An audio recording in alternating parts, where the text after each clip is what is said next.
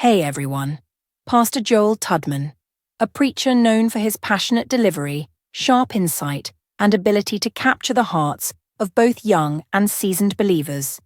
has recently shaken the church world by finally pulling the curtain back on what he claims to be long-hidden truths about Bishop Henry Fernandez,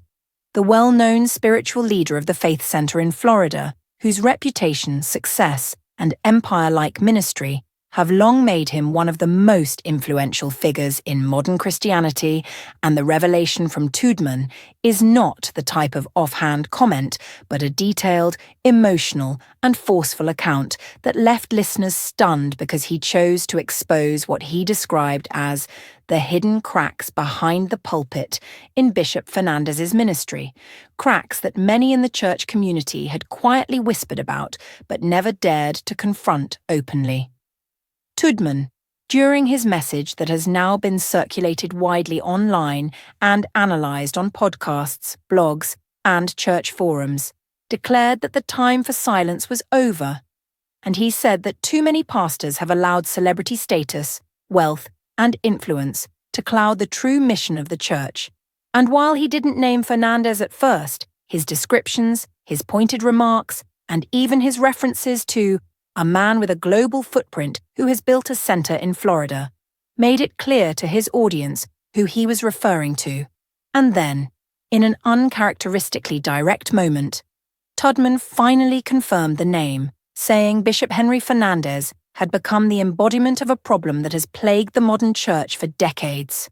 the transformation of the gospel into a business where success is measured in numbers, dollars, and power instead of souls, faith, and service. His words hit with the weight of a sledgehammer because Joel Tudman isn't just another critic. He's someone who has been in the trenches of ministry, someone who knows what it means to struggle to balance personal integrity with the pressure of building a ministry. And his decision to speak out against Fernandez carried both risk and authority, as he laid out examples of how certain leaders, Fernandez included, had allegedly prioritized building monuments to their own names instead of nurturing genuine discipleship. And he pointed to instances of lavish living, financial secrecy, and a culture of control within leadership that, according to Tudman, suffocates authenticity and accountability. The audience reacted with gasps, shouts, and at times uncomfortable silence, because many had admired Fernandez for years, and hearing another respected pastor lift the veil in such raw language was shocking. Yet Tudman continued, saying the danger wasn't just what Fernandez had done, but what it represented: a broader sickness in the church where leaders become untouchable, congregations become customers, and the gospel becomes a commodity. And as his words spread online, reactions exploded, with some praising Tudman for finally having the courage to say what many had thought in private, while others accused him of sowing division and dishonoring a man who had contributed much to the kingdom. Still, Tudman pressed the issue, claiming that exposing Fernandez was not about tearing down a man but about tearing down an idol, insisting that truth must be spoken even when it is uncomfortable, and that protecting personalities at the expense of principle is spiritual corruption. And he warned young pastors not to model their ministries after Fernandez's empire-like style, but to remember that the true measure of a pastor is not the size of his church or his bank account, but his humility, his service, and his willingness to lead with transparency.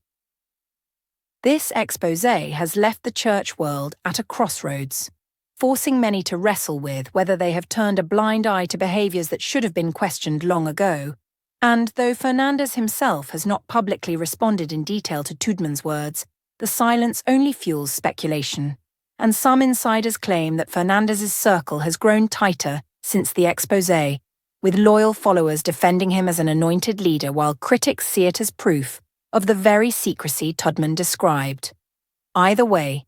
the impact of Tudman's bold revelation cannot be denied,